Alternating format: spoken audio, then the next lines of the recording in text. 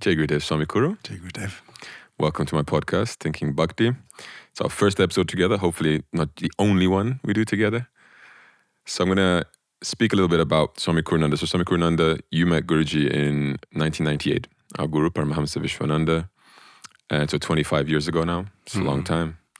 And for as long as I've known you, you've been serving him and his mission, and a lot of the time working in media, a lot of the time working in community building, working with people. And I think that those two arms, I think, broadly categorize a lot of what you've done and what you have been doing, let's say both spiritually and non-spiritually, if we can say something like that. So obviously we know each other for quite some years now. We've worked together in the past, many hours having conversations back and forth on a variety of topics. And I thought it's best to bring this to this audience, to bring it to the podcast and have one more of our talks on this level. But tell us, I know there's much more to your background also before you met Guruji, and maybe talk to us a little bit about that. So yeah, I'm happy to be on your podcast. It's a lovely project, and I'm excited about this particular episode. We'll see later on why. I was born in Switzerland to a Greek mother and a Swiss father, so I was already... My setting was of an international nature, let's say, because if you have parents from two very different cultures, even though it's both European, but Greece and Switzerland are pretty opposite each another, I think that naturally puts you already in a position to think outside the box and think global, think broad, and I think that shaped me already from childhood. And then at the age of 20, just after high school, I already started my first company, so I was already like not fitting into the norm. I walked out of university at some point. I studied also at the London School of Economics after the University of Zurich, so I went through a number of studies, but while I was studying, I was already building my first company. And that grew very quickly, and by the age of 24, I had two companies with 20 employees roughly, and then I already had my first challenge, let's say, because the company went bankrupt, and it was quite a life-changing, transformative thing, which probably, looking back, brought me here. Because if that hadn't happened, my trajectory would have been very different. So I see it now as a blessing in disguise, and I don't want to go too much into it right now, but Sure. that was definitely a very shaping moment. And then that's kind of where my spiritual awakening, we can call it that, started. I became vegetarian, and it was gentle, it was slow. It took another 7 years till I met Guruji, Paramahamsa Vishwananda, and that was the biggest turning point in my life. Obviously, like, there's a life before and there's a life after. But he met me, he was 20 years old at the time. He came to Switzerland, where I was active, and I was in the middle of another entrepreneurial venture. I was one of the earliest internet pioneers in Switzerland, 1994, 1995. And by 1998, when we met, I was in the middle of building a financial portal. There's reasons why I went into that direction. And again, I was struggling. I went through a struggling period. But shortly after our encounter, I had the biggest breakthrough. I attribute it to him. But that's a story in and of itself. And in 1999, it was like the hot phase of the internet. Our company became the leading financial portal in Switzerland, and it was worth in a 2-digit million figure area. We were in the newspapers, et cetera, et cetera. So that's part of my background, part of who I am, what shaped me. And to this day, obviously now I'm a monk and not an entrepreneur, but in some sense still kind of a spiritual entrepreneur, because my guru allows me to continue to be creative in serving his mission. And I'm trying to use my nature to the best of my ability. So after that, after the encounter, it took some more years. I was actually ready to give up everything the moment I saw him. because I just trusted him. And my intention of doing what I was doing back then was to serve humanity. So even though, when you hear financial portal, you think that's a very worldly thing, but the deeper reason was to really make a difference for humanity. So you cannot see it from the outside necessarily, but I had already adapted an attitude of a monk by that time. Like, I wasn't interested in money as such. I was interested in making the world a better place.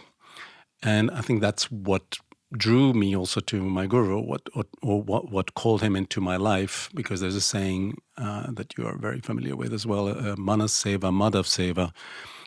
When you serve humanity, then which is Manas, in this case, Sanskrit, you are serving Madhav. Madhav is a name of Krishna, in other words, God. So serving humanity is serving God. And whether we are conscious of it or not, that's what's happening, because ultimately there is nothing but God. And if you are serving His creation, His, this earth, humanity, you're serving Him indirectly or directly. And I see, again, looking back, that may have played a role in bringing me to my guru. And then I was ready, like I said, I was ready to give up everything, but he said, no, it's not time yet. So it took another 10 years. I became a monk in 2005. No, sorry. Yeah, no, 2005. That's when the mission began, Bhakti Marga. When we went to the United States, that was the very first trip, the public part of the mission. And during that, shortly afterwards, I became a monk. And then a few years later, I became a Swami in 2008. And since then, I've been traveling a lot, serving different countries, playing a role also internationally, but also locally in the countries that I'm serving. And that's it. You touched on something that I think is an interesting point, because you said that you have this background as an entrepreneur, but that you've been allowed by Guruji, in a sense, to exercise some of those tendencies in your role as a monk as well. Mm-hmm. And I think one of the perceptions that people may have when they look at us and just how we talk, what we talk about, maybe even some of the stuff we're going to get to today, they may think that we're not the most conventional monks of all time, right? A little bit modernized, or a bit perhaps involved in worldly matters. And I think I've actually wanted to address this for a while, and I think what you said now almost opens the door for that. I think that the world has changed from the time from which we have sort of fixated our ideas of what a monk is supposed to be. Seclusion, isolation, that kind of life that a monk is normally characterized by, I'd say is borderline impossible these days, because of the reach of technology, the way technology has advanced, the fact that we have our smartphones that are just necessary tools for day-to-day life these days, and yet they contain a portal to everything, to information, to news, to social media, to opinions, to discourse, to whatever it is. We almost inevitably participate in that. Then the fact, when you add the second layer, which is that Guruji, as you said, he encourages your entrepreneurial side to manifest. I think for all of us, he encourages us to, yes, live the monk life in the sense of get what is best from that lifestyle, which is the single-pointed focus, the depth that you can have in everything in life, just depth. Depth is a sort of key word. Mm-hmm. But once you've gotten to that depth, don't hold on to it. Don't hang on to it in the sense of you've got to then distribute it. You've got to then reach out to people who require that, in whose life you could make a difference. And I think that makes us outreaching monks.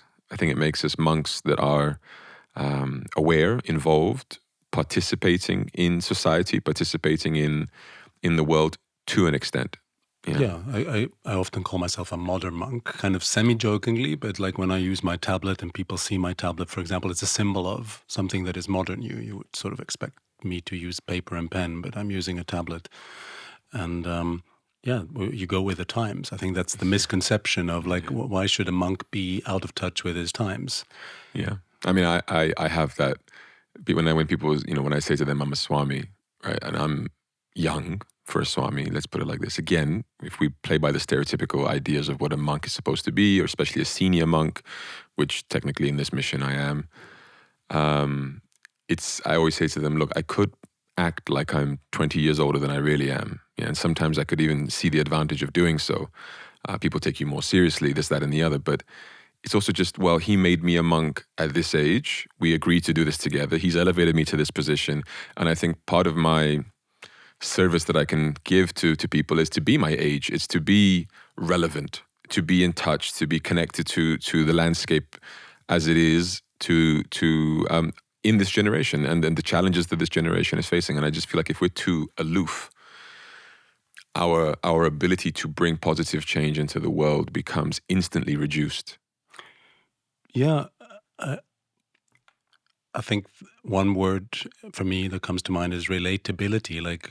And that's something that's very important for me. I've always been, that's my nature, and I think yours as well, to try and make things relatable. Yeah. I'm a relationship person. I love to relate, not only to God, obviously that's the ultimate relationship, but that translates into relationship with all of life. And not everybody is maybe equally interested in that. But for me, it was always like connection, relatability, and now as a monk, making the spiritual side relatable to the world is a big topic for me. I think it is my dharma, it is my purpose to try and create a bridge to show to people in the world that I understand where you are. I've been there. I'm part of this world, obviously, and I want to show you that the spiritual side of the world or reality is not something too difficult to enter into and to understand. And I think the topic that we chose for today touches upon that because it's very much about that. Ultimately, if we go deep enough. Then let's just jump straight into it. Yeah. So today's topic, we're going to be talking about conspiracy theories. We're going to be speaking about the wider domain of what that entails as well, which is, I think, the pursuit of truth, to understand reality around us as it is. And there's a lot to unpack in that. And I think if we have enough time, we can get to it. If not, we'll save it for another episode. Yeah. But so here's I think my starting proposition to you, or my question to you, which is, the world is rapidly changing. I think the pace at which we change in the last sort of 15 years has been, very, very different to what it has been before then. And I think a lot of that is due to technological advancements. Mm-hmm. And it brings advantages and disadvantages, very clearly so. And I think there's a lot of mistrust at the moment in the world. And it goes in all directions. Mistrust towards mainstream media, mistrust towards authority, mistrust towards religious organizations, religions, mistrust towards alternative media. And I wanted to ask you, in general, what do you think is going on? Like, what is the landscape? What is the narrative? What is the issue with the world at present? Why is it that this term conspiracy theories becomes such a hot topic? What is at the root of it, in your point of view? Well, when we decided or agreed to do this topic, I thought, okay, I'm excited to do it, but at the same time, part of me is aware that it's risky. Like we're stepping into some hot territory, and it could easily go wrong also. So can I speak on that in just for 1 second? Yeah. Because it is risky territory, I think I will make an extra request to the listeners to listen attentively and use your critical thinking, and not to allow yourself to jump to conclusions based on what it seems we're suggesting, and listen to what it is that we're actually saying. Because I think if we dive into this hot area, a controversial area, there's a lot of preconceived ideas that most people bring to the table, biases that I think are going to need to be set aside, and give these thoughts that we're going to share a chance to perhaps change your perspectives. Yeah, I think I can start maybe like this, that at first the topic itself may be surprising, and some people who are watching also from our spiritual family may think like, what's that got to do with spirituality? And like, why are you wasting your time on such a topic? It's not appropriate to even talk about this as monks. And I can understand that perspective depending on how you look at it. But I would argue that and that's why I think we chose it also, that it can be deeply spiritual ultimately. It can show the way to something deeply spiritual. And I think that's what interests us, that is rewarding, I think, in the topic. And you asked what I see happening. Actually, I see a spiritual crisis, we could say. And I see a kind of war of consciousness. I sometimes call it like Mahabharata Reloaded 21st century. You know, it's like those of the audience who know a little bit about the Mahabharata, this epic war between ultimately one family, between one brotherhood, because humanity, we all are living as one family. In Sanskrit, we call it Vasudeva Kutumbakam. Like, we have to acknowledge the fact that we are all living on this planet, and ultimately we're one huge family. And yet we fight with each another. And in the Mahabharata, there is that civil war between two parts of one family. And it explains, it's a big build-up. It's like the biggest epic story of all times, actually. And the Bhagavad Gita, which we often use, is in the middle. It's at the core of the Mahabharata. And we may touch upon the Bhagavad Gita also in the course of our conversation. But the Mahabharata in and of itself is very, very interesting because it shows us so much about human nature. And I see, and it's kind of a timeless story, like the Bhagavad Gita is also a timeless conversation.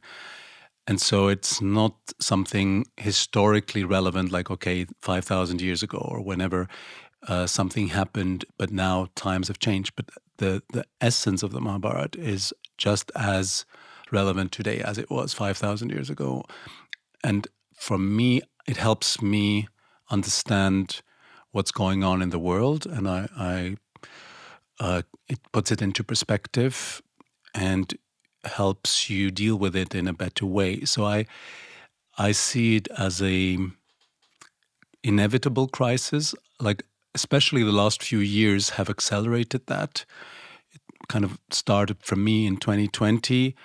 But what I always said is that the fact that we have these crises that are unfolding at the moment, it's not because something happened, for example, in 2020, but it's been happening already before. It's like a long development, not even years or decades, centuries, if not millennia, like of human history that brought us to this point where we are. And certain things are then unloading, and they come like as a surprise, almost as if like when we become sick. Sometimes it may come as a surprise, but if you look at our behavior that led us to that disease, let's say if you're smoking constantly and then all of a sudden after 20, 30 years of smoking, you have lung cancer. Well, the lung cancer didn't just develop overnight. It was smoking for 20, 30 years that eventually tipped the body to react in that way. And so I think what we're experiencing now collectively as humanity, there's a lot to it, is a buildup of collective wrong behavior or bad habits that cause this crisis. And like in the analogy of a disease, the disease is an opportunity to fix things and to become long-term healthy, sustainably healthy. So every crisis, every challenge brings along an opportunity. And I've always been, both as an entrepreneur and now as a spiritual person, I've always been you know me a little bit, like I'm an eternal optimist, but for good reasons. It's not delusionally optimistic, but there's a lot of evidence to show that at the end of the day, things are fine. They will be fine, and I would even say not only they will be fine, they're always fine. The problem is that we don't see it like that, and because we don't see it like that, we get into trouble, and then we complain about something that we actually caused, and we can't see it. And that's the interesting part of this conversation, that the topic conspiracy holds in itself part of that, like something that is something that we don't want to see, something that is in the secret, something that is so controversial that you are prohibited from talking even about it, and then censorship and all sorts of things kick in because of the notion of, oh, we can't handle the truth. And so I'm interested in the truth. Do you think everybody can handle the truth? No, but I'm not. I still believe that it is better to. I don't believe in the government controlling what. Who is ready and who is not? Yeah, like I think it's like I prefer to let people figure it out for themselves, and we learn more from making mistakes. I mean, that's life, and you can't regulate everything. You can create favorable conditions, but I don't. So not everybody is ready for the truth, but sooner or later they have to deal with the truth. Well, actually, it leads to something interesting for me, because I've always struggled with this principle of just sort of don't regulate the truth, right? Of course, I'm not advocating lying. There's a Voltaire quote that always comes to my mind. He says, everything you say should be true, but not everything true should be said. Mm-hmm. And I agree with him. I tend to agree with it, because I think the truth is sometimes too much, too soon for certain people. If I had received a university level education when I was 10 years old, not only would I have not understood, but I would have resented it. And to develop resentment for something that is actually of value is not a healthy thing. And the reason I would create resentment for it is only because of my inability to contextualize it and comprehend it. And so I think that there is an intelligence that needs to be at play to withhold things and to release it as the person is ready to receive it. And I can agree with you sort of intuitively that I don't think government is the best institution to decide who is ready and who is not ready. And I also struggle to come up with an alternative method that would work. I mean, if we're living in a utopian scenario here for a second, you would have genuinely realized spiritual masters and beings at the top of this who can look at somebody and properly diagnose them and say, yes, you are ready for X amount of truth dosages. You know what I mean? And like that, we could be gradually built up to receive the full extent of whatever it is that we need to receive. And I think that is something that is at the root of why the conspiracies not only spring up, but why also people are keen to believe in them and to chase after them. And I think it's because they feel as if things are being kept from them. Right? It's intuition, it's a feeling often, sometimes evidence-based, but sometimes just a feeling. There is a thirst, a hunger for more. People want to know more. People want to understand. People want to question. We are curious beings, human beings. We have an inquisitive nature. And I think when you put that together with government censorship, and when you put that together with authoritative censorship, I don't need to even pinpoint it necessarily on government, because, like I said, in the scenario of the school dictates what curriculum gets given to who at what age. They are, in a sense, withholding information. Or parents to their children. A guru to his disciples. Sure. I can immediately refer to an episode early on in my relationship with Guruji, where I was with him in Portugal, and this was already maybe 4 years into my relationship with him as a disciple. And he was leaving, and I went to say goodbye. He was going to another country, and I said to him, I'm going to miss you, because I'd had a really positive week with him, and I wanted to express that feeling to him. And he replied to me by saying, I'll miss you too. For the first time, I really enjoyed your company. I remember, yeah. And I was so conflicted, because on the one side, of course, I was happy that he'd enjoyed my company. This was a fruitful relationship. Things were going forward. But on the other side, he had said it's the first time.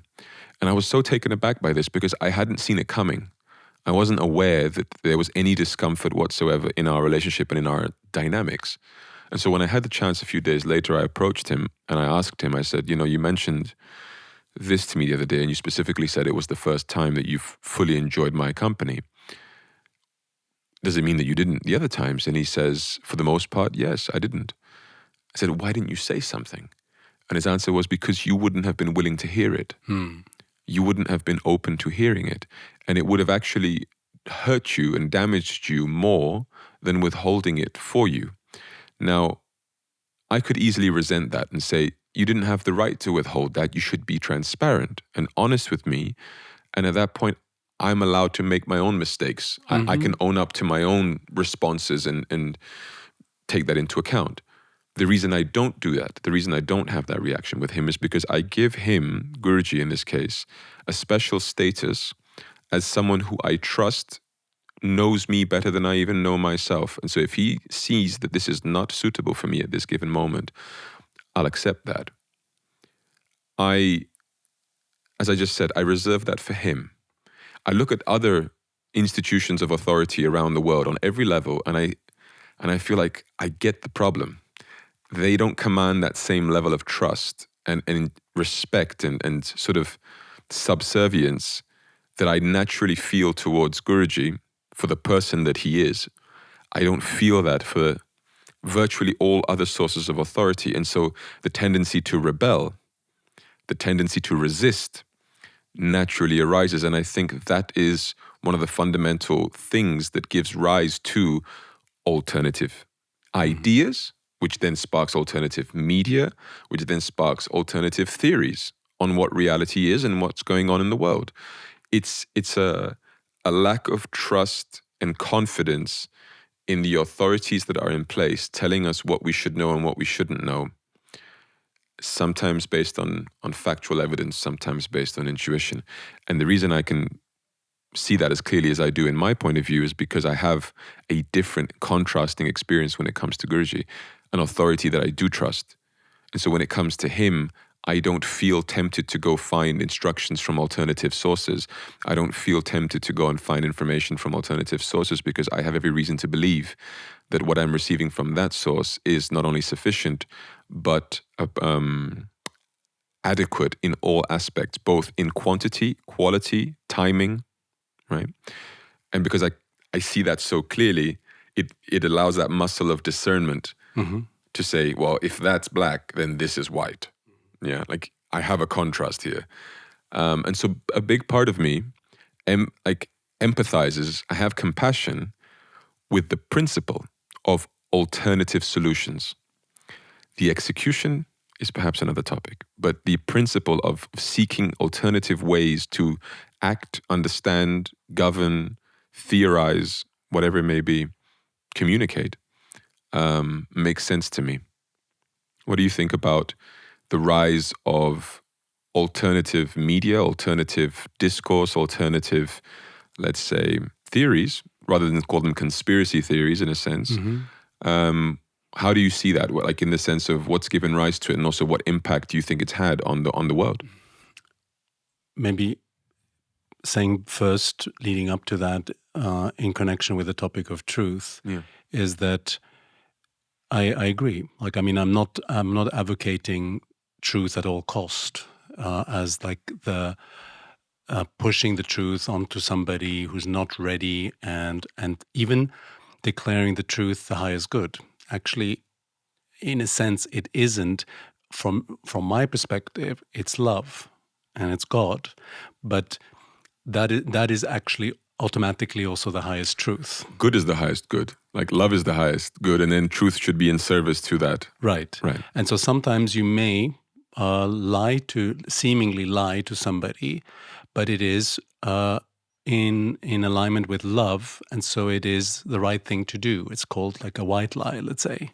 So we have to discern, and we shouldn't become dogmatic, because that's also like I can see that sometimes where people are so adamant about the truth that they will violate the higher principle of love, and I'm not advocating that. I'm not. That's not my motivation at all. Now, leading to the question of alternative media, I mean, I've been observing alternative media for some time now.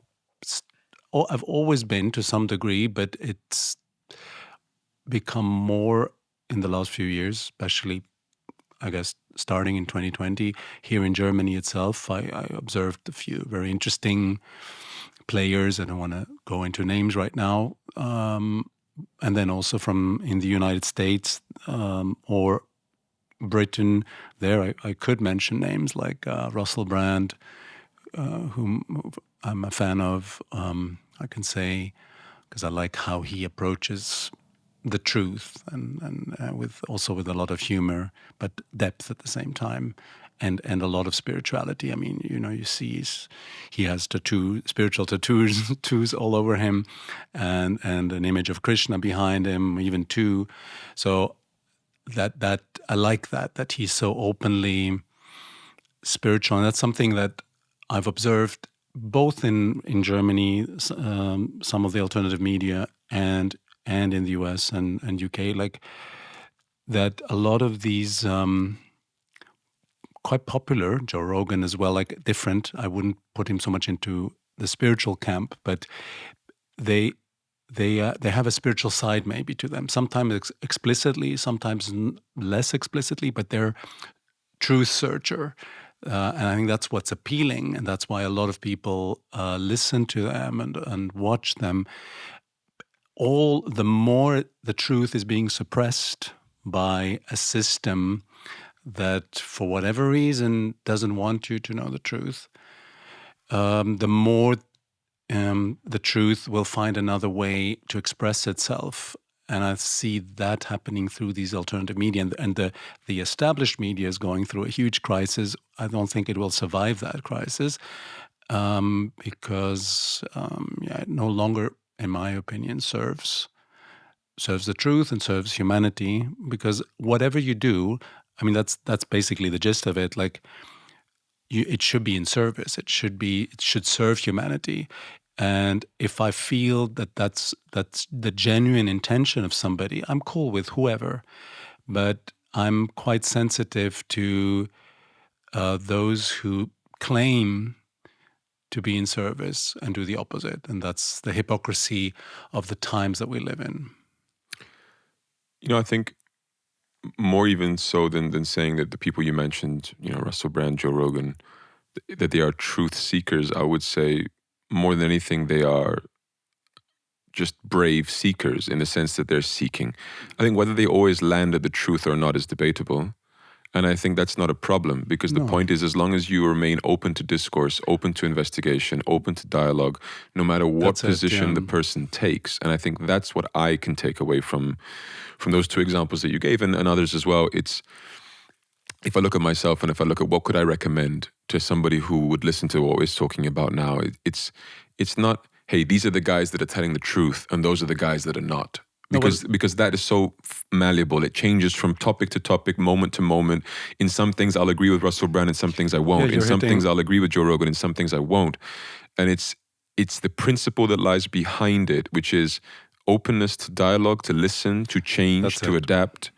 And if that is there, you have the key ingredient to find that which is true at that moment, because the truth is also an ever-changing thing, an evolving thing. The more you dig your heels in and you fixate yourself on an opinion, A, but B, even worse, a source of that opinion. So you say, this source is always legitimate, that source is always illegitimate. That's what I like about both of them as examples, and there are others. That's what I perceive in them, is that openness, and they can change their mind. That's the feeling you get. They don't come with a predispositioned idea. They may have an opinion and they will articulate it quite openly, but you feel they are open. They are open-minded. They are actually dialoguing, and like what we are doing right now. And you and I, we've had our differences, and that's okay. Like if it's coupled with an openness, which I think we both hopefully have.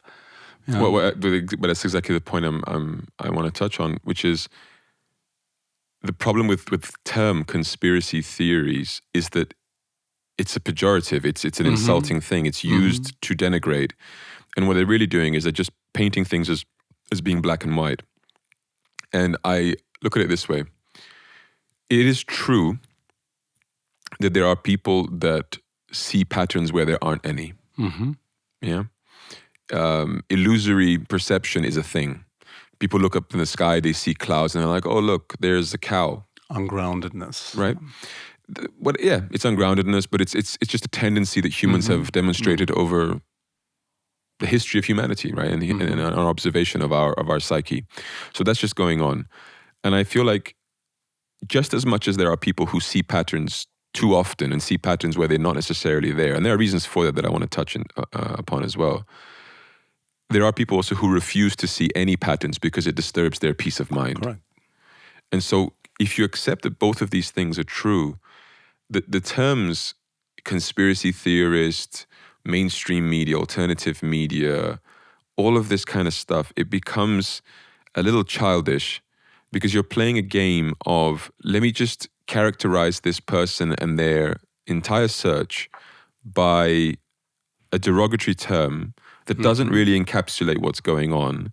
But just because in that particular moment there's a disagreement between myself and that person, and it just is the easy way out to just throw an insult and throw a very vague branching term. You are a conspiracy theorist. Okay, well, which conspiracy? There's hundreds, millions, thousands. What are we talking about? Landing on the moon? Aliens? Reptilians leading the world in all the major governments? Those are some that are very much hot topics. Flat Earth? Or that, the world is led and governed by people beyond the spokespersons, the presidents, and whatever else that you see, in front of the cameras. That there are people trying to affect and manipulate our, let's say, economy, our education, our social political views behind the scenes. Those are much more, let's say, grounded, evidence-based, realistic propositions than some of the other ones that I mapped out earlier. If you just say you're a conspiracy theorist, you're bundling them all together as if this is all just one thing. Yeah. I think in general, therefore, the takeaway is more precision, more nuance, less generalizations, less wanting to create almost like these polars of friend and enemy, us versus them, division, and more openness, willingness, bravery to confront yourself with many different ideas and many different perspectives in order to arrive at a truth that makes sense for you, the individual. So a little bit more independent thinking also, right? If I can just add another point to that, and a criticism I have of your typical alternative media types, because they've concluded through their experiences and their investigations that mainstream media isn't satisfactory to them, they look at mainstream media and people who listen to it and they say, sheep. Yeah, these are sheep. They just accept whatever's given to them, no question, no critical thinking, ha ha ha. The problem is that in doing so, you create your own equivalent. You create your own bubble of confirmation bias on the other side of things, which is, since I have categorically said that these are all wrong, my sources, the alternative ones, anyone who labels themselves as non-mainstream, automatically I'll give them extra credibility. They must be more right. No investigation has gone on with the same kind of scrutiny to know that this is in fact right. It satisfies all my evidence-based criteria for knowing something to be true or not. And so they become sheep of another kind. It's just sheep calling other people sheep. And so it's just, when you look at it from the outside, as we have had the privilege to do to some extent as monks, we participate, but we don't participate to the same extent as the average person. Sometimes I look at it from the outside and I just see, it's like kindergarten at school. It's denigrated to such childish nonsense sometimes on both sides of the argument, where it's just finger pointing and name calling. I think we observe, right? Like we tend to observe more, and we look at it through the spiritual lens, and certain things become quite obvious of being symptoms of being detached from reality, actually, because that's what I call the ultimate conspiracy, which is it's a kind of a divine conspiracy, if we want to put it like that, that we are made to believe that we are this body and this mind, when in truth we are the soul. And everything else then is based on that, like depending on how you answer that, like what you identify with, consequentially brings along the rest. So if you've discovered your true nature, being spiritual, being the soul, being an eternal part of God, your conclusions about everything are completely different. Whereas if you are firmly convinced that you are the body and the mind, you'll be misled. You'll even make scientific claims or scientific arguments, ignoring the most fundamental scientific fact, which I would call a scientific fact, which is that what I just said, that we are spiritual, that this is actually science ultimately, but it is outside the material perception, and therefore it is often ignored and dismissed. But true scientists, in my view, and that I came across such scientists early on at the beginning of my journey in spiritual transformation, they ultimately end up being spiritual, and they conclude that God must exist. That's their conclusion as scientists. It's because they take it all the way consequentially. And for me, these are the true scientists, where there's a lot of pseudoscience that makes claims, almost religious type of claims, and declares them as absolute truths. And you can feel that they are not they're not genuine. But I think in all of this, I see a huge opportunity to, as the world as we know it gets deconstructed, let's say, and you can no longer hold on to the past and your comfort zone, the immense opportunity of an unheard of scale that I see unfolding, especially in this decade, much more than before, is an opportunity to wake up to that higher reality, because we've known from our attempts to sort of stimulate that perspective in people. I think I used to jokingly say that after 2020, like there were two great beneficiaries of the crisis, and I mean I was semi-serious, but I said two profiteering units. That was Amazon and Bhakti Marga. I mean, Amazon just as an example of a company that thrived because of the circumstances back then. Not the only company, obviously, but Zoom. And Zoom, yeah. It was your number one. Absolutely, yeah. And Bhakti Marga, surprisingly, also because we adapted very quickly. We became, as we can see right now, we became more digital and embraced the digital dimension.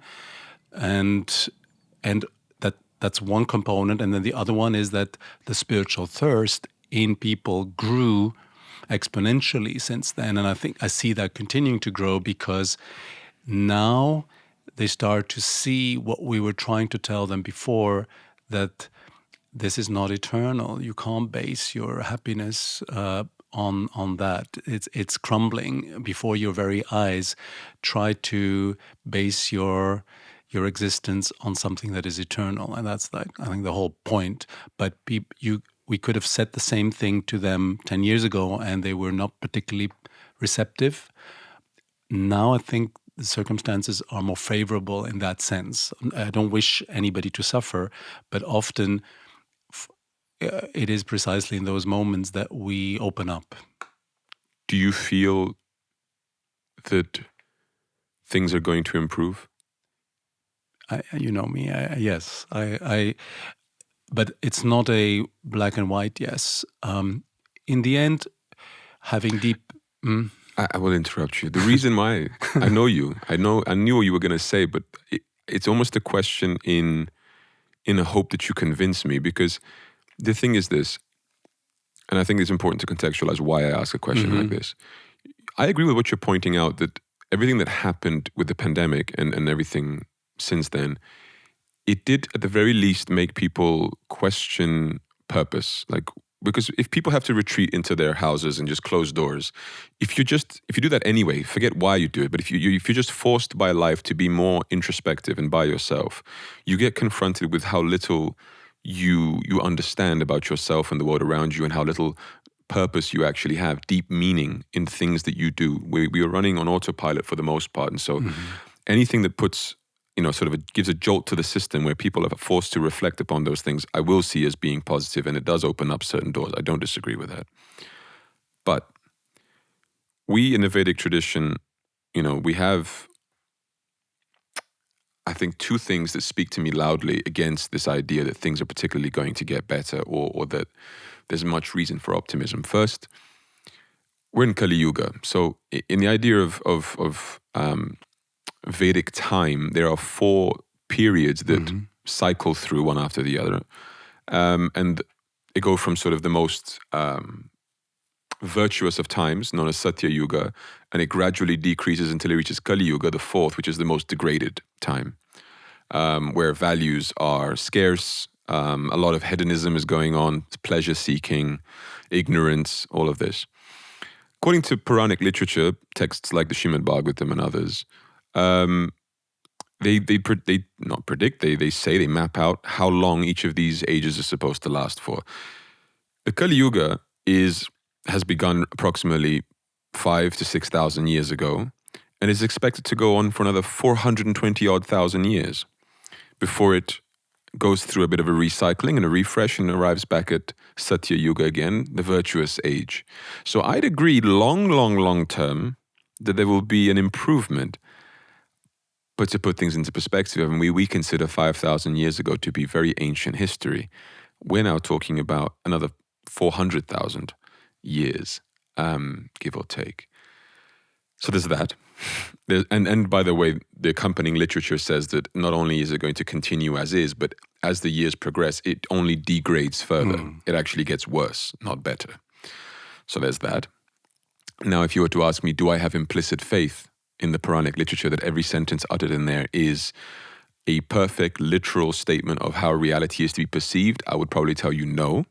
I would interpret these things via certain filters, my own intelligence, my own perception of reality, the explanations of my guru. So there are different ways we can still work with this information, but nonetheless, that's one of the things that's on the table. Another thing that's on the table, in the Bhagavad Gita, Krishna says that this world is dukkhalayam.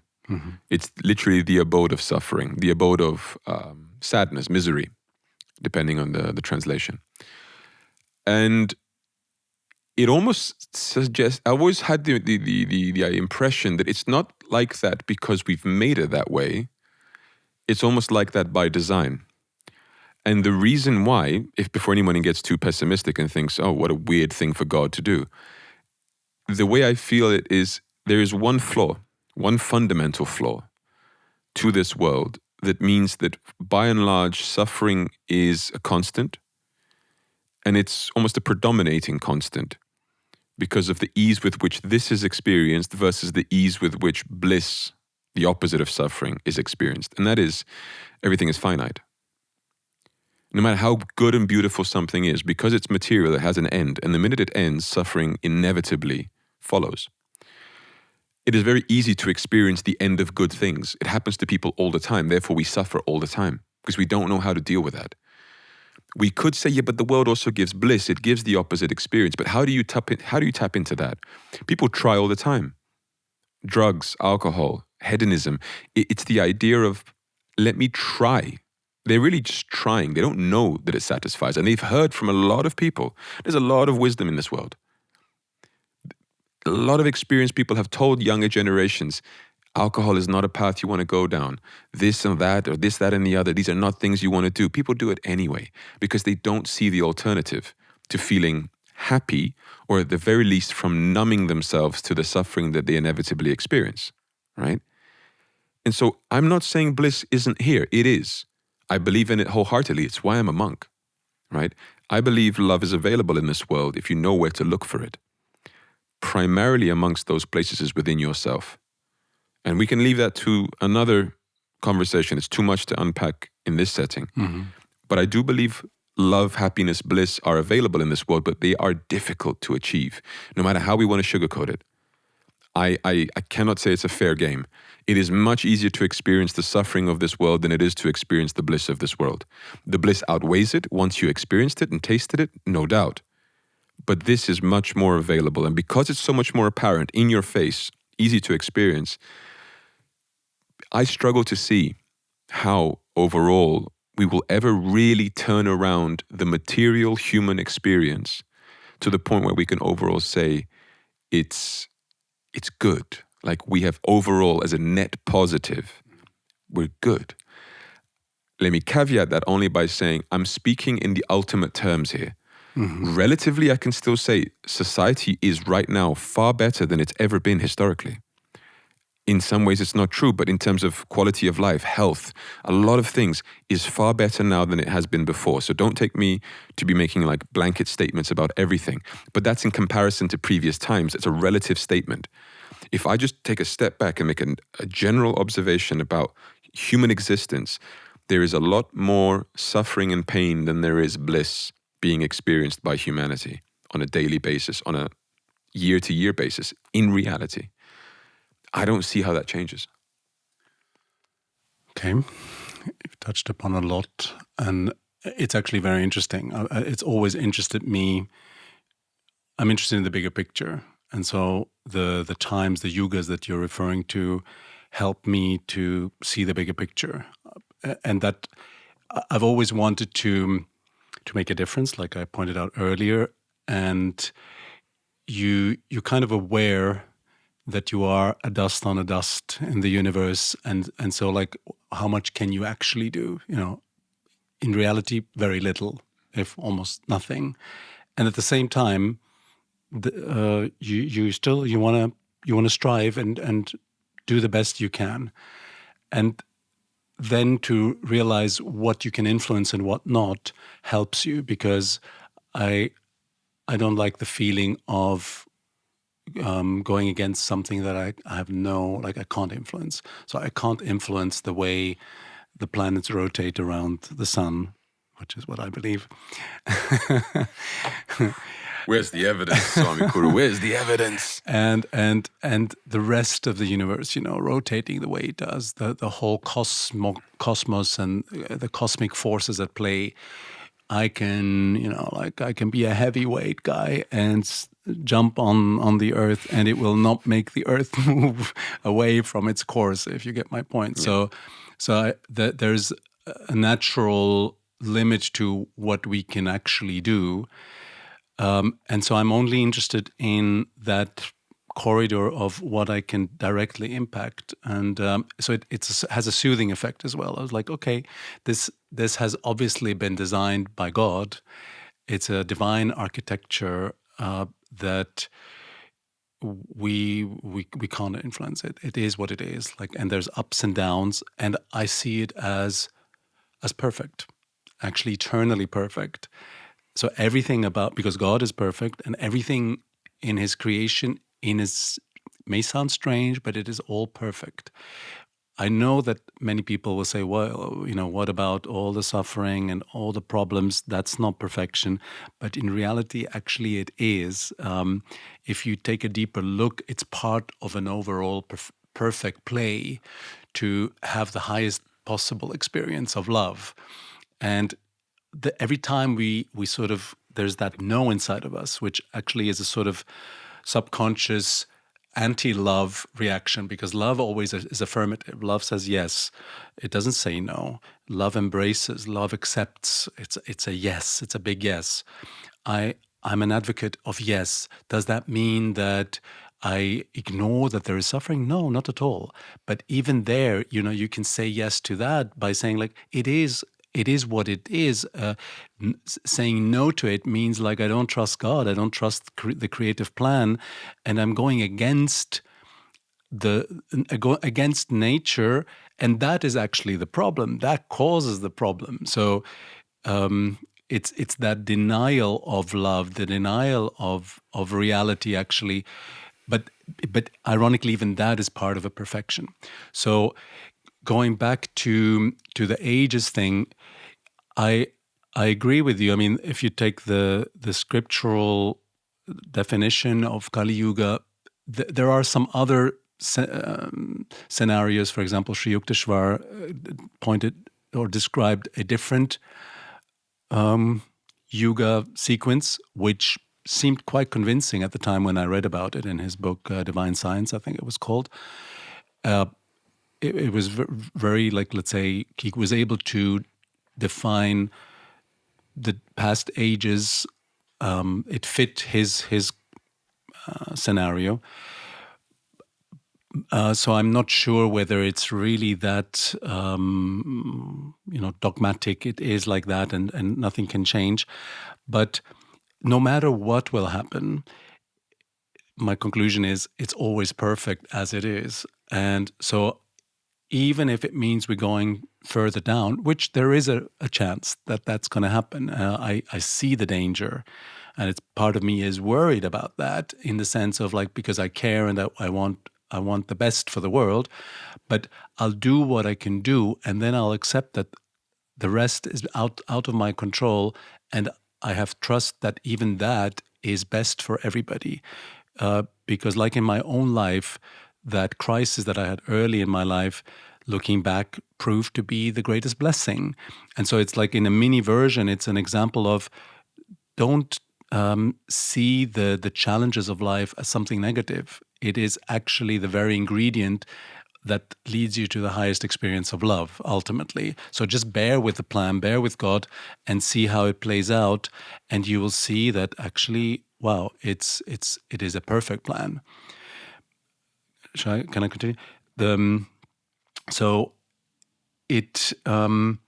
You mentioned history, even recent history, and I think that already shows that it's not linear so much. Like, we could make a case and say, like you just kind of made, I guess, that things are not necessarily worse now than they were 1,000 years ago, or 2,000 years ago, or 3.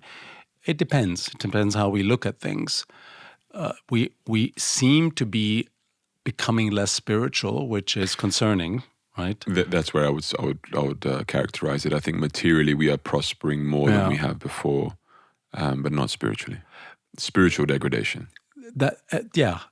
And I think we're here to make a difference and hopefully leave an impact and plant seeds that maybe over the next few hundred years will help the world become more spiritual. We'll see that we're not going to be around, at least not in these bodies, to experience the outcome of that. But there is, if we want to take history again as a measure, you could make the case that when Krishna came and after he left, Kali Yuga began. So it's like, wait a minute. So the avatar, like, he declares himself from age to age, I incarnate to uplift humanity. So he came, he uplifted humanity, and then things degraded after he left. So that's not very encouraging or promising. And if we take in the West, Jesus Christ, he came, and then we had like a pretty dark period that followed him. And so you wonder, like, so when these divine figures come, things seem to go pretty dark after they leave. But my point there would be, no, that they come precisely because there is a darkness unfolding, and without them it would have been worse. That's like the measure. It's not because they came that things got dark, but without them it would have gone really, really dark. So similarly now, I could see that in the future, after Guruji leaves, for example, like, that things could still get dark. So, and not because he came, but because it's the course of human history. And he leaves behind a legacy and teachings that will help humanity navigate better through the challenges that will come. But even in those dark times, like if we look, for example, at the dark times in India, the centuries where there was a lot of suppression and a big Holocaust, maybe the biggest Holocaust in human history, which many people don't know about, but according to some estimates, of hundreds of millions of people were slaughtered over the course of a few centuries. In the middle of that really violent period, you had some of the greatest saints that came up, and so it's never, there is always two sides to the story, and in a weird way, things unfold according to God's plan ultimately, you know. And I don't want to argue with God's plan, because I have full faith in that, and I'm always, and this is not me just trying to be unreasonably optimistic and like spin doctoring God's plan, say like it's actually a bad plan, and I've come to be his PR agent and tell the world that everything is fine. No, actually, I really truly believe that it is like that, and it would be weird to assume anything else, because God, at least in my experience and in my understanding, is perfect, and so what he does is equally perfect, and it's my job to see that perfection, not to struggle with the outcome of what he's orchestrated. I hear you, and I think just to also qualify, or at least adapt the framework of what it was that we were talking about in terms of, I painted quite a bleak picture. You know, things are going to get worse. I don't see how they get better, etc. At the same time, you've painted a picture of everything being perfect, and I agree with you, but I would frame it a little bit differently. For me, the world is not perfect in the sense of what we equate with the term perfect. I think the world is perfectly set up for us to awaken to our spiritual nature. And part of that is that it therefore should be flawed and should be problematic, because that drives us and motivates us towards something better. I agree with that. It is how we work as human beings. Our psychology is geared that way. We always want to improve upon what we have. And so anything that is unpleasant, ultimately we seek something, relief from it. We seek something higher and better when presented with an opportunity to do so. And so I think that the world is perfect in the sense that it is, throughout the ages and throughout the times, perfectly set up for people to graduate from material living. It is a graduation process. It is a maturing process. And once you've reached the right level of maturity, you can break through that suffering and awaken individually to another reality, to a different way of seeing things, a different state of consciousness. I don't believe that happens in mass. I don't believe the masses will perform a group awakening and they will all just spring out of this in one go. I don't think it's set up that way.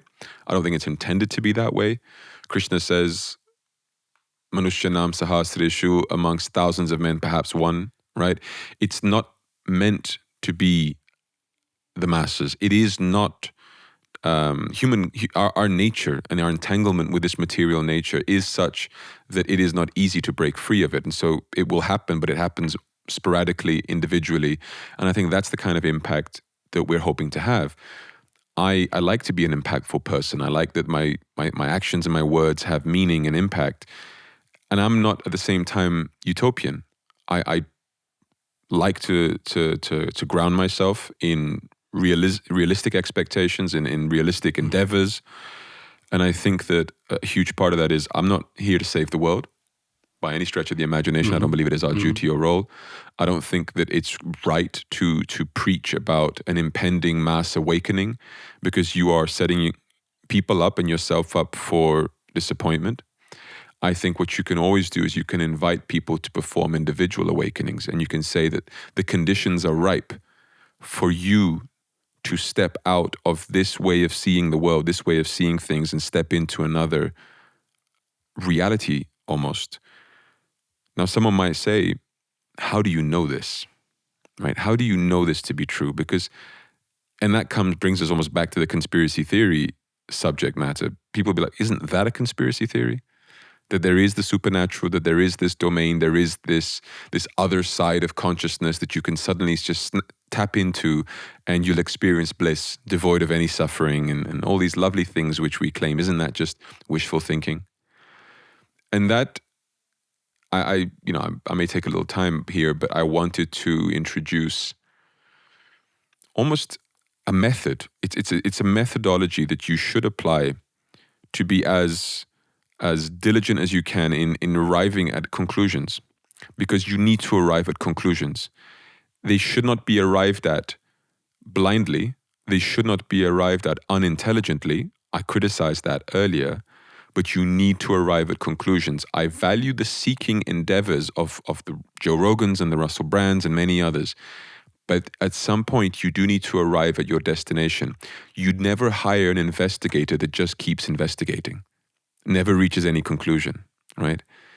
And so here's how I would present it. Obviously, in the West, we have epistemology, the idea of trying to understand what is a valid way of knowing something.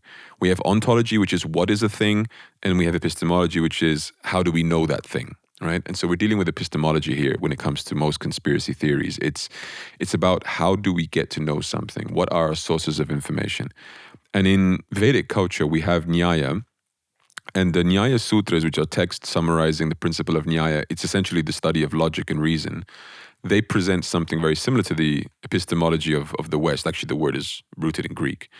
And that's the Pramanas. And the Pramanas, let me make a little framework here of how they're parallel to each other. So it has been posited that 4 of the main principles or sources from epistemology is revelation or testimony as being one source of information, logic and reason as being a second source of information, experience as being a third source of information, and intuition as being a fourth source of information, of knowledge.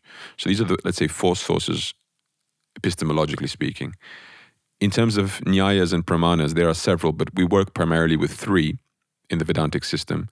So we have what we call Shabda, which is the same, testimony, divine revelation. We have what we call Anumana, which is the same, reason and logic, inference. And we have Pratyaksha, which is the same, experience, direct perception. There's a 4th that in the works that we're doing currently for building Paramahamsa Vishwananda's philosophical framework, we have introduced, which is called Pratibhigna, which means recognition, like an inner recognition of something to be true. It is not based on necessarily external empirical evidence. So, for example, when you meet somebody that you fall in love with, and you want that person to be your husband or wife or whatever, this isn't based necessarily on any empirical data. It's an inner recognition. And that would be something like that intuition of epistemology, right? So we have pretty much 4 parallel overlapping principles, and it's not surprising because the truth is the truth across cultures, and the way to ascertain that truth is the same across cultures as well. Okay, so we have that framework. Sorry for taking the time to build that. We want to know something now. Whatever the conspiracy theory on the table is, but now let's stick to the spiritual topics. We want to know if really there is the transcendent. Yeah. You would need to try to fill as many of these criteria as possible to arrive at a most conclusive truth that you possibly can. Just taking 1 out of 4 sources means your relationship to that truth is weak. You've received testimony. Somebody told you, trust me, bro, the transcendent is real. Okay, if I believe that person, if I like that person, if that person's reliable, I might say, yeah, sure, I extend my belief to your claim. But I have nothing to back that up. Can you present me a logical, rational argument for this? No. Can you present me some kind of experience that I can have by which I can ascertain this to be true? No. Intuitively, what do I feel? Silence. It's weak, yeah? A lot of the time with the conspiracy theories, this is a game that needs to be played. When you're talking to a conspiracy theorist or anybody who is claiming anything, first, the burden of proof is on the person making the claim. You have to prove that your claim is true. Don't just make a claim and then say disprove it, right? It's weak, it's childish. You're making a claim, show your evidence for it.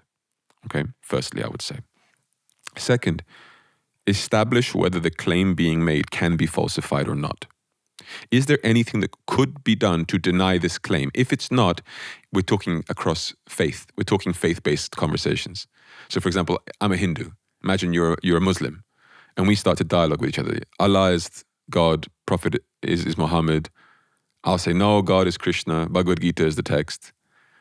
Where's your proof? Where's my proof? We might offer some stuff. There's, of course, a lot of apologetics in this area, but for the most part, we're going to be making faith-based claims. So we're dialoguing across a spectrum where we cannot disprove each other. We cannot really disprove each other. And so if you're comfortable having that kind of conversation, fine, by all means, have it. But you have to agree to it. We're having a conversation where our claims can't be disproved. Well, okay, that's like playing tennis without a net. Yeah, no problem. But is very, very important for the health of the human mind. That for the most part, when things can be proven and when things can be refuted, that we allow them to be, and we are presented with the information so that we can reach a strong conclusion based on all four of those epistemological sources. And there I'll agree, governments, authorities, media, whoever it should be, should not withhold information in any of these domains that prevents you from making the most complete assessment possible of the situation. Let people come to their own conclusions, but give the information. In that respect, I fully agree. You need to be able to perform the investigation. If you go to perform the investigation, but there's red tape, you can never reach any kind of substantial conclusion. And then no wonder conspiracy theories rise up. And no wonder many of them are nonsense. Because you have nothing real to work with. So your imagination runs wild and you create patterns and you create all kinds of sinister, nefarious sort of ideas of what's going on. Oh, there's some evil behind this, there's evil behind that. It's like, well, do you know how you can prove there isn't? Show me. Just be transparent. You know the joke, right? About the difference between conspiracy and reality. I don't. Tell me. Tell everyone, Swami Kuru. 6 months. Got it. So, like, I think in many cases, those so-called conspiracies or conspiracy theories, because the term theory implies that it's just a theory and has nothing to do with reality. When later on the evidence, the hard evidence, proves that the original so-called conspiracy turns out to be not a conspiracy or an actual conspiracy, right? Then you go like, okay, and that's actually in my observation, and it's really very. Tell me one. Like, just let's go. Let's find one that you feel as with time it's so clear. Like I'll tell you one maybe, then you can unpack it for me. I'll tell you one, you unpack it. Okay. I used to be very skeptical to the idea of like shadow governments and all this kind of thing, right? The idea that there are people, deep state. Yeah, that kind of thing. Yeah. I am progressively less and less skeptical of that and more sure that it exists. Not only that it exists, but that it exerts its agenda proactively, right? And yeah, as I said, I confess, I didn't necessarily think that to be possible or very true. I remember we had a conversation a few years back where, like you didn't seem to see that because you thought that it would require too much organization and lying behind the scenes and too much stupidity in front of the scene, in front of the curtains. That's how I felt, to be honest. It was nothing evidence-based. I had no evidence either way. But as I observed the patterns, and again, using these sort of falsifiable methods and pramanas and all of this, I don't have any sort of, at least I don't perceive an inherent bias to think of government or these things as being active or not in this domain.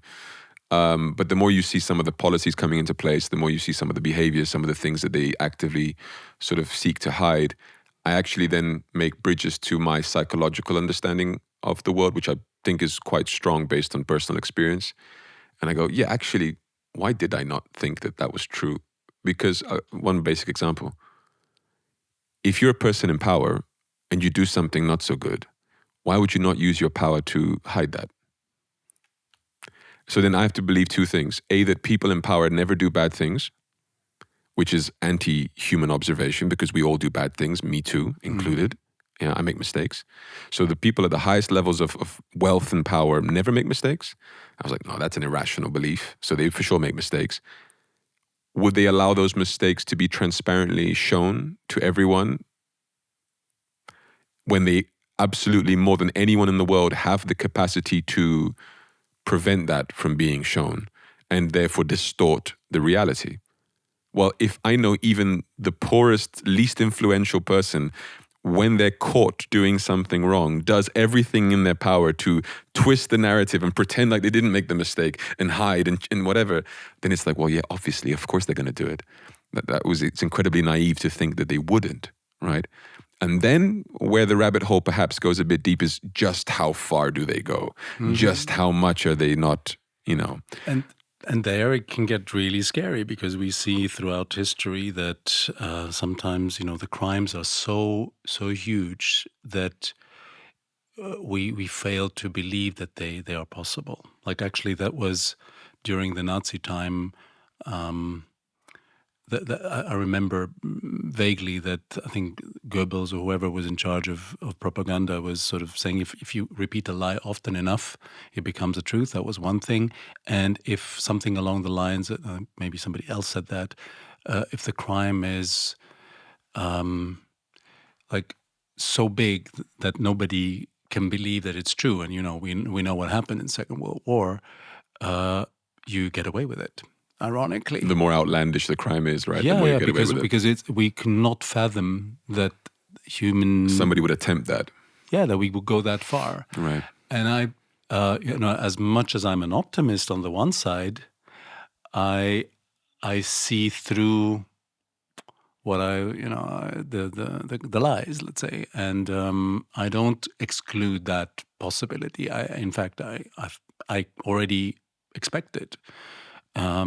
Systematically, like it's throughout history, and it's no different now. So there are some enormous crimes that are happening, and I'm. So you expect to be lied to? Yeah. Okay. Yeah, for sure. Yeah, and this is what I observe. What do you do about it? And it fits with the times, right? The Kali Yuga time Sure. is characterized by lies and hypocrisy. But what do you do about it? For me, like what helps there, for example, in the Bhagavad Gita, Krishna describes in chapter 16 the demonic qualities, and everything that he describes in the Bhagavad Gita is of timeless nature. Yeah. So it helps me to come to terms and say, like, this is ongoing all the time. And when I speak of demonic nature, it's not so much something outside of ourselves, but we are in this game, and we have, each one of us has demonic characteristics inside of ourselves. And we need to watch out. And we if we think that they're not there, we fool ourselves. So, and if you read that part, you see like the characteristics of that, and lying is definitely part of it. And a lot of what is happening in the world is the collective outpouring of those negative tendencies in ourselves. And so both politicians and the media and all of that, I've never. My problem is not with the politicians and the media, for example, even though I see a lot of wrongdoing there, but we are getting what we deserve, like, so what I'm trying to say is that they reflect us. They are the result of our collective consciousness. And so we get the media and we get the politicians that we deserve. They are not there by chance. If we were different, we would have different politicians, we would have different media. So we can't exclude ourselves from that. Yeah, I hear what you're saying. If I can just do a sort of point of the situation right now, like where we're at, I think we want to stay clear of the conspiracy theory term just because of the way it's thrown around. What we're really saying is that there are people that see too much where there's nothing to be seen. There are people who reject to see what is there because they don't want to be disturbed by it. So in that sort of polarity, that spectrum, we come to what we've just said, that there's some reasonable expectation based on human nature and human psychology that, yes, you will be lied to. Yes, people will want to hide their own mistakes and maintain their reputation. There are many reasons for why they would want to do that. If the more power you have, the more control you have, the more likely you are to exercise that power and influence in order to protect your own agendas. Transparency and virtue is not the expectation of the masses. Let's put it like this. And so therefore there is grounds, there's fertile grounds for skepticism, fertile ground for alternative inquiry into a lot of these things. I think we're on the same page when it comes to that. When it comes to, for example, hidden forces, deep state, I think we're both on the same page that it obviously at this point, I think it exists. To what extent, difficult for either one of us to ever really define. Interestingly, like there's a lot of, for me, the topic of conspiracy is connected with secrets. Yeah. The truth and secrets about the truth. And the truth is that there are a lot of secrets, there's a lot of secret knowledge, and there's a lot of secret influencing from both sides of the spectrum, from the good side and from the bad side. Because I consider myself to be on the good side, and I see how much is happening behind the scenes. Because I see behind the scenes, and so I can only imagine having insight into what happens behind the scenes. That the world at large has no clue of what is going on behind the scenes in our mission and with our guru. If they knew, they would be like mind blown, let's say, like if they could see the extent of what I see and it would help them to have the same conviction that I have. But I imagine that on the other side of the spectrum, there's the same. Well, that's kind of where I wanted to get to, because you, as I said, we're mapping out this sort of area of agreement and general assessment. And so we're saying, there are these things going on. And so practically when somebody comes to that conclusion, what are they going to want to do? They're going to want to take a step back, right? And say, okay, I need to take a step back. What am I going to do about this? Am I okay being lied to and being deceived and being quasi-controlled or whatever? And then somebody might want to take action and say, okay, I'm going to try to become someone who exposes the truth, spreads the truth, activist, this kind of thing, right? Because what they've done is they're embedded in the system of lies and manipulation. They've taken a step back and they see the lies for what they are in theory, okay? And so from that vantage point of being, let's say, looking into that from the outside, they'll be like, oh my God, that's terrible. I need to do something to address that. And then they'll take on a whole persona and behaviors and habits that we can unpack in just a second. What we're talking about spiritually is take another step back even then. So you're in the Maya, the illusion, let's say, yeah, kind of, actually, this is George Orwell's 1984 in a sense. You are under totalitarian government, you just don't know you are. You are literally being controlled, monitored, matrix, that whole kind of thing, yeah? Again, not to be too extreme in this, but there are clearly elements of it. Let's put it like this. There's a reason why Matrix was so successful, because it hit a nerve. Well, the same with 1984. And 1984 as well, absolutely. It spoke of a possibility that was very much around the corner. It's not that it was fully manifest, but people knew it's a slippery slope and it's a thin line between what is and what could be. I would not have expected me saying this 20 years ago, but I think George Orwell would be surprised of where we are now. I think he wouldn't be surprised of where we are. I think he'd be surprised by how little people acknowledge where we are. Yeah, but even like we are taking it even further than he describes in his book. Actually, I'll come back to his book in a second, because there's one thing about it that I find incredibly important. But just to, again, this situation is going on and we realize this and we take a step back, and this is somehow an awakening of sorts for a lot of people. Of wow, now I'm seeing things, let's say, and it's kind of messed up, right? The problem I have is that, or what I think spiritually we need to challenge people to do, is take one further step back and look at the entirety of the human endeavor and look at the entirety of material nature and see that even then the spirit of wanting to correct it, or the spirit of wanting to perform that activism to work against these nefarious forces, is hampered by the nature of what you're going to be doing. It's limited. You're fighting something limited with something limited. And it's like, no. Transcend. Go one level deeper. That's the invitation. That's the challenge, in a sense. Because once you get to that level, what the Bhagavad Gita is saying, what Guruji is saying, what you can tap into is so transformative on a level far greater than working to expose something or disprove something. You're actually, instead of addressing these symptoms, you're addressing the root issue. So the root issue is, we all think we are this body, mind, and we're governed by the ego, as you mentioned earlier. Yeah. And because of that, manipulation, fear, and the control that can then be exerted over other people is possible. Because the ego has that as its nature, has that as its intention. The body, mind have limitations. If you are to realize that you are a spirit soul, separate from this domain, this entire game, in a sense, right? All you're doing is you switch off the computer, you switch off the PlayStation. I'm no longer playing the game. I'm out. I see that it's a game. It's like you're in the game fighting on the wrong side. Then you realize, oh, I'm going to become the hero in the game. And then there's one step back to realize, actually, it's all just a game. I'm stepping out of this. Yeah. I'm not going to play this game anymore. You remember that story with Rameshwaras? Yes. Do you want to tell it? Because I kind of know it, but I think maybe it'd be better if you share it with us. Okay. Because I think it speaks a little bit to this. Okay, yeah. The story with Rameshwaras was in 2021. We were actually in September 2021, exactly 2 years ago. We were on a pilgrimage with Guruji in Bulgaria. You were there as well. And we were sitting next to each other in the bus.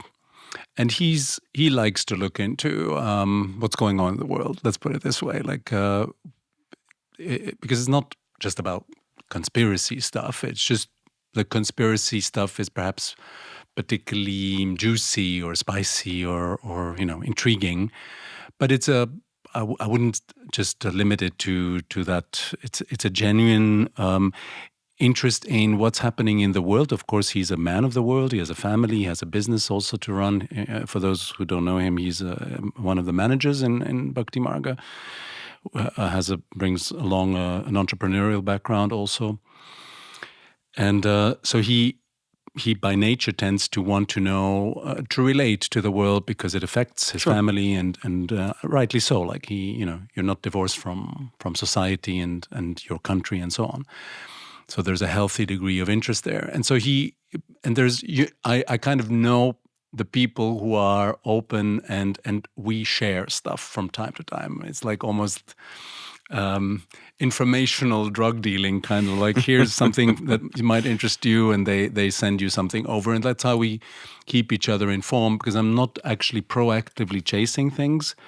Most of the things that networking, they come to me, and that's enough for me, because I don't want to spend too much time on it, but just a little bit to understand the bigger picture. And so we were talking, and he decided he shared that he had a conversation with Guruji.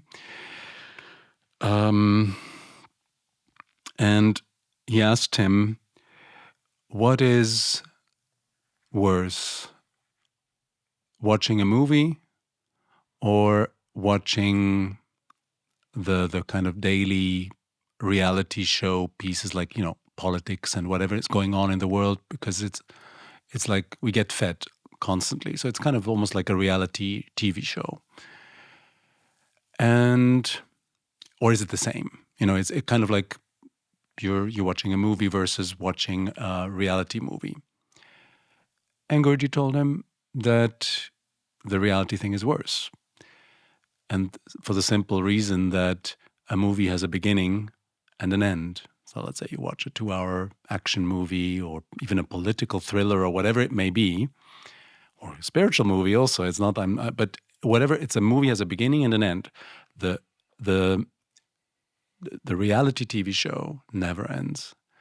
And so that's the dangerous part of it, because you kind of get sucked into the matrix, basically, and you don't even realize, because it's difficult to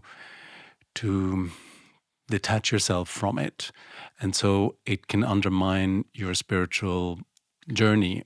And that's what he realized, and so he shared with me and said, I'm cutting, I'm stepping out. And at first I was like, okay, yeah, fine, I respect that you're going to do that. But in my mind, I thought, I'm not going to stop, because I thought what I was doing was reasonable, until the next day when I went in the hotel where we were, I went to Guruji's room and helped him with a few things, and I had a little bit of breakfast from his breakfast menu, let's say, and I was waiting for him, and then all of a sudden he comes, and that's so typical for him, like when you least expect it. I had no clue that it was coming, and he just sort of lashed at me and said, everything seemed fine. Like there was nothing exteriorly that made me see this coming. And he said, "You're obsessed with all this stuff," and then he took it quite far. Like he didn't stop there, and he said, "You are the problem. You are the problem. And I thought, wow, that's taking it It's far. another level, yeah. But I understood being the guru, he knows how to deliver the medicine to the respective person so that for them it makes sense. And for me, like, firstly, he needed to shake me, because for me, I didn't see it as being obsessed, but I understand what he means by it, Yeah. because there is a level of it was a time where things were accelerating somehow. So, like, without me seeking, it was like coming left and right, and I couldn't somehow easily say no. So, like, you get sucked in, and so there was that element, and I understood. Okay, yeah, he's right about that. Firstly, and secondly, when he says I'm the problem, he's pointing out to the fact that somebody like me, like as a monk, as somebody who should be disseminating spiritual truth to the world, not regurgitating, The material concerns. Yeah. Yeah. And like, if I get too much compromise, if I get too much sucked into that, I'm almost like Arjuna on the battlefield, getting lured into the Kaurava camp without realizing it even. Like, so, and it helped me to then also disconnect after that. And now I think I've got it under control, let's say, and hopefully a healthy degree of just observing, because I do see the divine orchestrating it all ultimately. And I want to make this one quote, which is one thing that came up over the past few years, and I really like it because it touches a nerve and an essence, like a timeless essence. And it's from Goethe's Mephisto, where Faust says to Mephistopheles, who is kind of like a devilish, demonic figure, says, who art thou? Who are you? And Mephistopheles says, I wrote it down just to quote it properly. He says, I'm part of that power not understood, which always wills bad and always works the good. And that was for me like, wow, like, this helps me understand what's going on. It totally confirms what we see in the Puranic stories, where the demons, they are always trying to create havoc. And they try to control the world, and they want to be immortal, and all these things which we see playing out again in today's age. And yet God always outwits them and always outsmarts them, and he uses them to do good. So by the end of the Mahabharata, by the end of the turning of the Milky Ocean, by the end of any demonic Puranic story, the world is in a better place, thanks to the demons, ironically. So it's not a problem. Swami Madhava, in one of his last satsangs before he moved to Srivitaldam, he said, and that also stayed with me, he said, the problem are not the asuras, the demons, because they live according to their nature. So they're just doing what they're supposed to do. The problem is with the devas, because they don't live enough according to their nature. So it's almost like that's what Krishna is trying to tell to Arjuna, and that's what Guruji was trying to tell to me. If you don't take your position as a, let's say, love warrior, a warrior of truth, you're going to leave the camp and the field to your opponents, because they're going to do what they have to do. And they're actually acting only according to their nature. And by embracing that, we all, and this is the huge opportunity, it's a huge opportunity for awakening. And like what you were saying earlier, it happens on an individual level. So I also don't expect that everybody will, become enlightened. Obviously not. Chapter 7, verse 3, that holds. But it is still, the messier it gets, the greater the opportunity, ironically, for a mass awakening, let's say.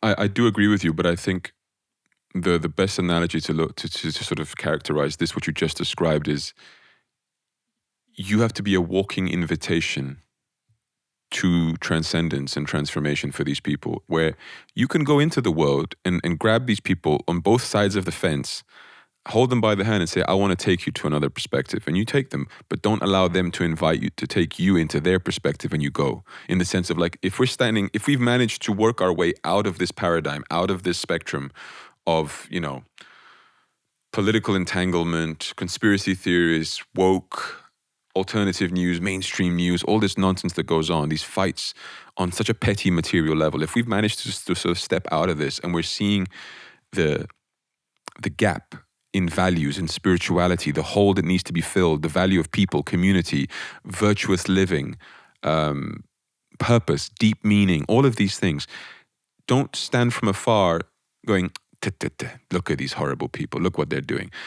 Go there and offer a way out, offer them a way out, offer to have a different conversation with them, have a different kind of dialogue with them. Do it. But don't allow yourself to be swept into their thing again. Like, because you can fall. Every one of us needs to be humble enough to realize that we're not perfect. We can get enticed by this. That's why I kind of wanted you to share the story of Rameshwaras and yourself as well, because I feel like it's important for us to be honest and transparent. As I was saying earlier, I was skeptical of certain things. I can change my mind. And it's important that we all are so keenly aware of our own limitations, also our own tendencies, because these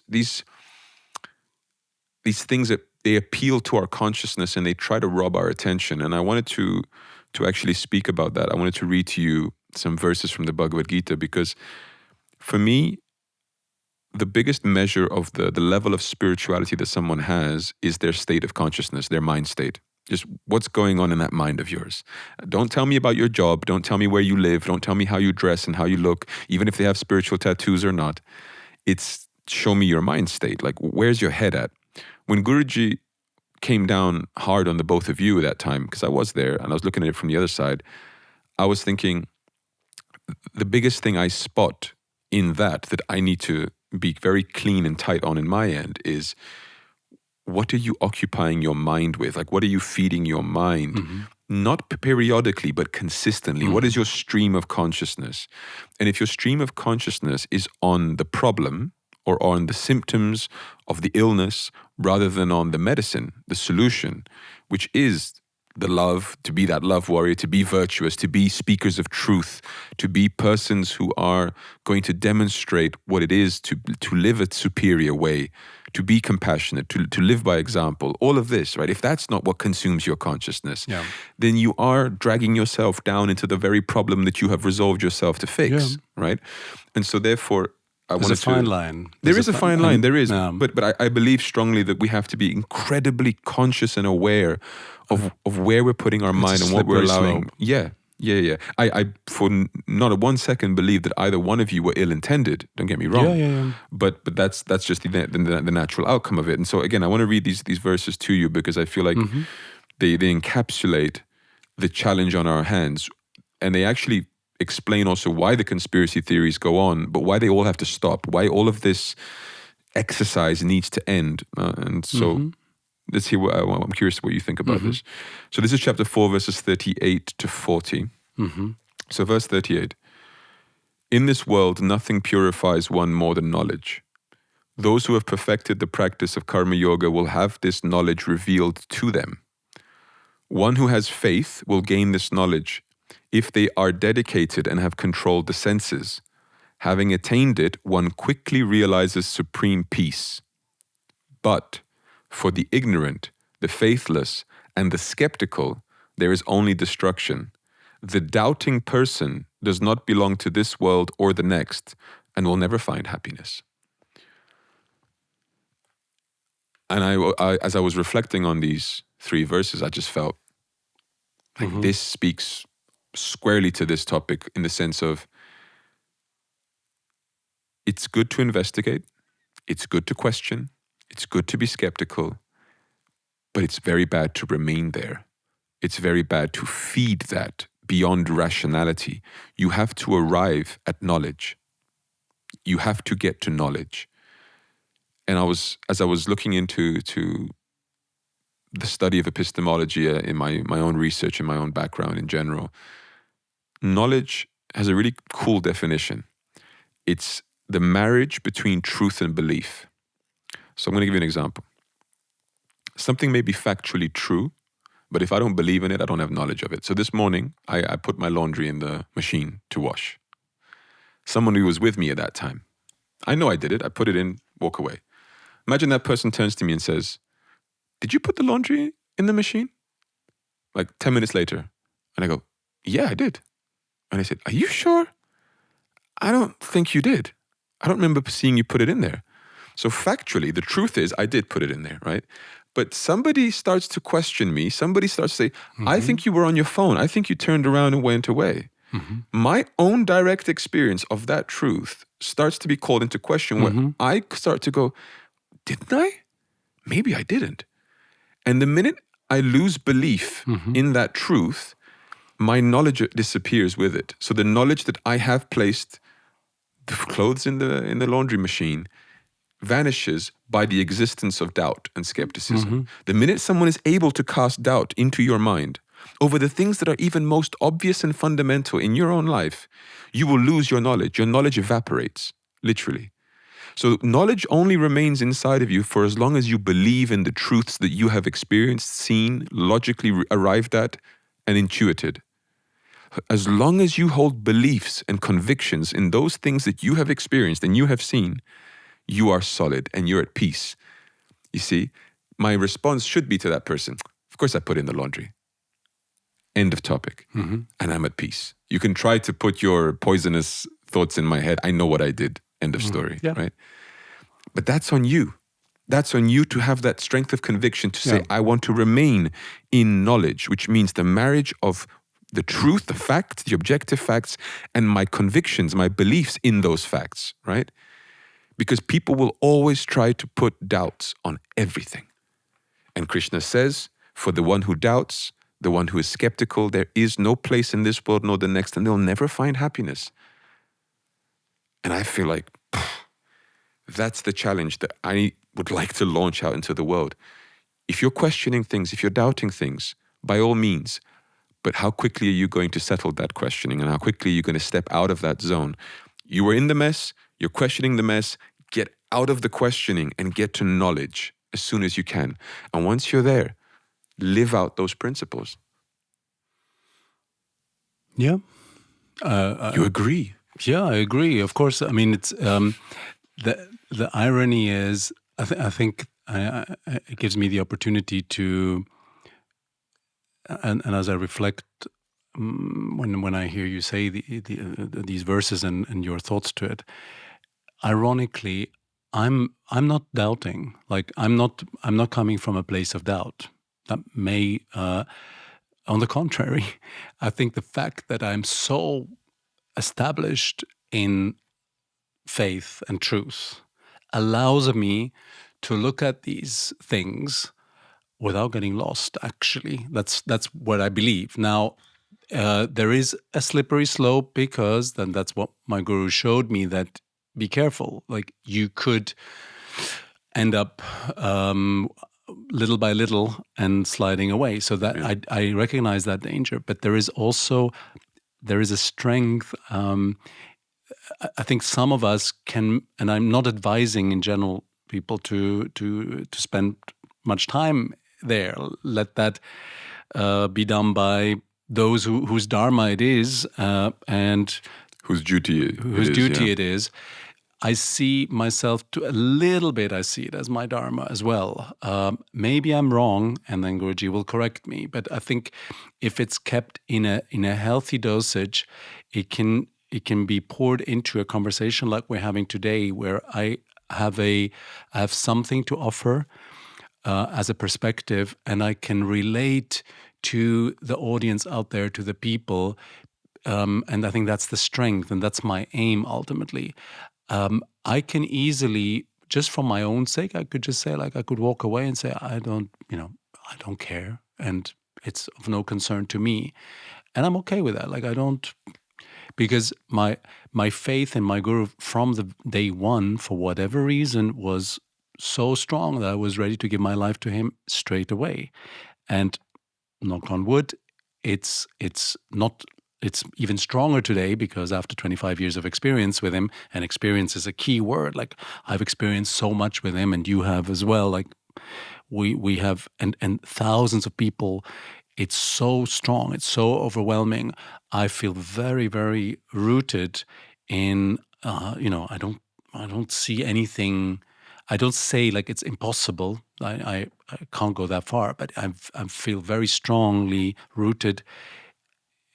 If God wants to kick me off, then it's possible. But I'm not easily shakeable by anything. And so that allows me to look at the truth in its fullness, in its whole, even the ugly truth, without getting shaken.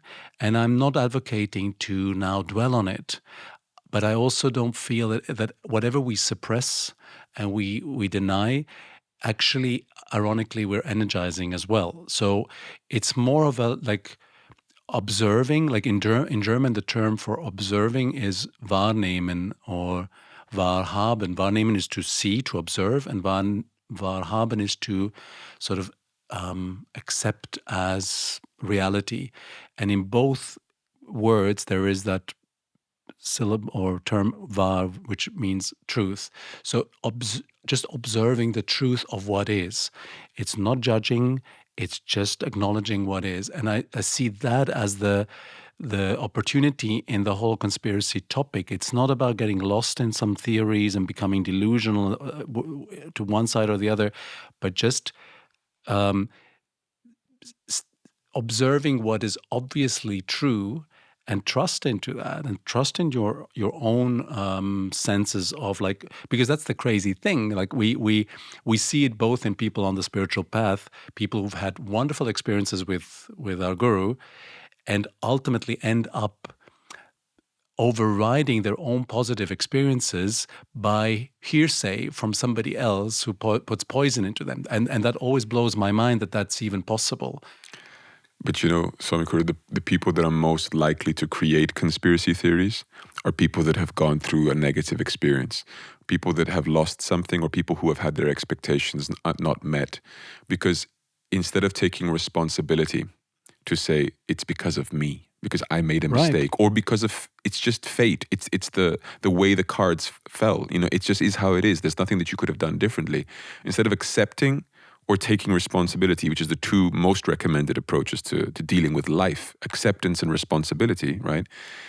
They have to justify it to others and themselves in a way that keeps them as blameless as possible.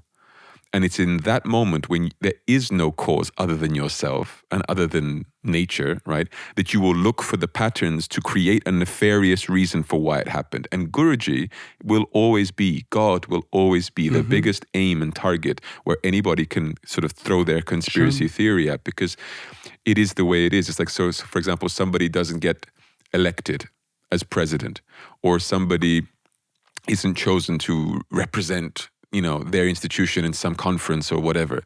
Instead of saying, yeah, it's because I failed, or it's because whatever, what they might say is, in first intuition, somebody conspired against me. Yeah, and I'm not referring it to any specific examples. I just mean as a general principle. When confronted with failure, it is a human tendency to find justification and reasons, fair enough, excuses in something outside of oneself. Fair enough.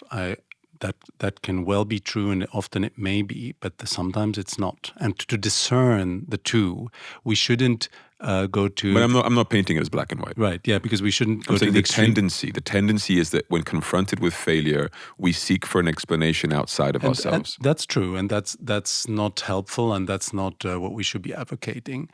But we should call out things for what they are at the same time. Like if, let's say, some cheating is going on. Corruption is corruption, cheating is cheating. But your example was people leave Guruji, or they're able to twist the positive experiences they had into negative. Sure. And all I'm saying is because a lot of the times those people failed to achieve what they set out to achieve.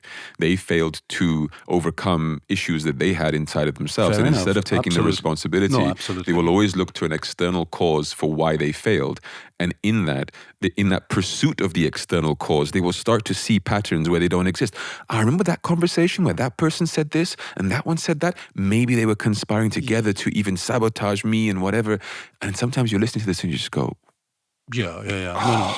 Well, Absolutely. The human mind is an incredibly creative thing sometimes. No, absolutely. And what shocked me, because I learned a lot over the last few years about human nature, and I see it all as part of an exercise of looking at the wonders of God's creation, basically, because it's like you mentioned earlier, the play. I see life as a movie, as a theater play, and it helps me again to even Guruji, when he manifested the Hiranyagarbha Lingam, in 2005, he said for those who don't know, the Hiranyagarbha Lingam is considered the original egg of creation from which all of manifestation came about. And he said, if you were clairvoyant, you could see that the demons and the devas are lining up to receive the darshan of it. And he says they are not actually fighting with each other. They are like actors on a stage. Like when the theater ends, we all say bravo, and so they're actually not enemies. They are just playing their roles. So that was a nice reminder for me to show what's going on. But I wanted to say something else, and now I forgot what it was. One thing that I picked up was there are different kinds of social experiments that have been conducted, and I'm not a scientist and I'm not an expert in this field, but certain findings strike you, and one of them was that they did allegedly an experiment where they had 3, I think, wooden sticks of different length. And one of the 3 was obviously, literally in the literal sense of the word, obviously longer than the other 2. And the simple task was to identify which is the longest. And so normally you would expect that any rational person would just naturally point to the largest stick. Now what they did is they introduced actors into the group, and so person after, let's say, 5, there were 5 actors maybe before the 6th person, and they all picked, let's say, the second largest stick. And 50% of the 6th person group picked then what was obviously not the largest stick. So they overrode their own sense of sight because of social bias. Conformity. And when you see that, you're like, okay, I understand how it is possible to delude, to create a mass psychosis, to create a mass delusion. And it's just interesting. But it comes from what Krishna was saying. It's lack of trust in yourself. It's lack of knowledge. It's lack of belief in what you are and who you are and the clarity that you need. Because you're only going to believe something like this, just as I would only have believed that maybe I didn't put my clothes in the laundry. Yes. If I didn't have strong convictions about what it is that I'm doing, and clarity and consciousness. Like if I perform things consciously, not on autopilot, not because others are doing it, because I choose to do it. It's all actionable, intentional. Yeah, you cannot do this to me. And the same would apply to anybody. So number 1 is become intentional, actionable, trust in yourself, trust what you see, trust what you come to believe through intelligent, rational processes, and don't be willing to discard all of that just because someone else thinks something else. And I think in summary, a point that I wanted to make is that in this whole topic, because you made a very important point about the solution, focus on the solution. I totally agree with that. The merit and the value I see in looking a little bit beyond the edge of the plate is that it motivates me further and extra to advocate the truth and to go deeper into the truth. If I see that as an outcome and as an effect, I see it as something constructive. But it's a slippery slope. So like, how far can you go without actually doing the opposite, where you unconsciously start to deviate from that? And I don't advocate one or the other. I think it's sort of a balancing act.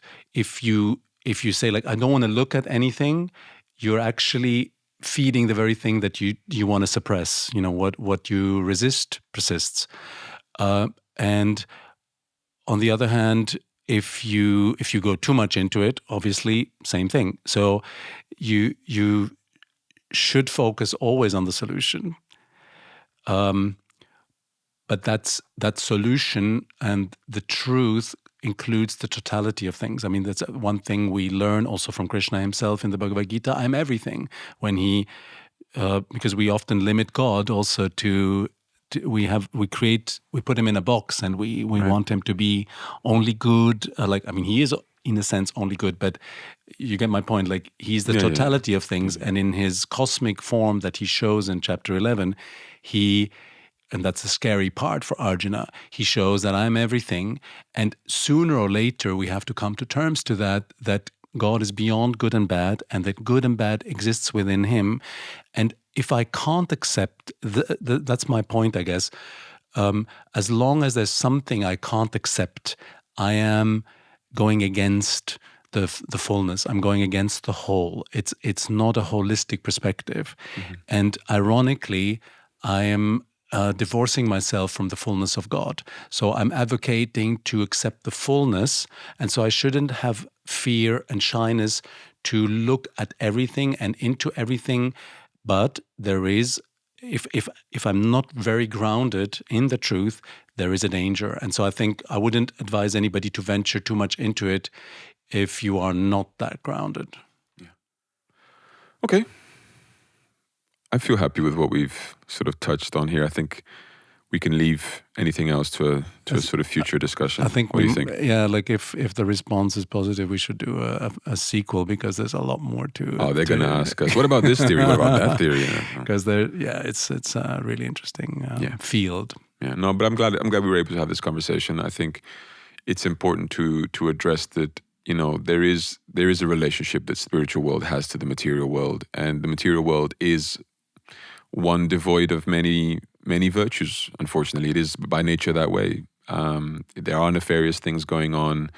There is a lot of lying and deception on all sides, and I think it's important that we become less black and white and less sort of immature about this way, and deal with things in a greater degree of responsibility and nuance, and most importantly, intelligence. That we're more, as I said, intentional and aware and conscious of what we're doing, how we're doing it, and as we sort of check ourselves on these principles, I think naturally the balance and the right approach manifests. I like very much what you said. Be a love warrior. Advocate for the truth of the highest truth. Advocate for those virtues, and that will speak louder than anything else that's going on. And I like what you said about. Because it's true that this world is in a sense a world of suffering, even though I think it is a beautiful world. But we should remember why we're here, and that this is not our final destination. This is a springboard to go to our final destination. And if we can see it in that way, we will not try to make the world a different place, because it's not meant to be that. It's meant to be that place where we can strive to go back to our ultimate destination. And it would be lovely to explore that further. There's a lot that comes to mind straight away, but maybe for some other time. Let's do that. Well, Jay Gudev, thank you so much. Thank you.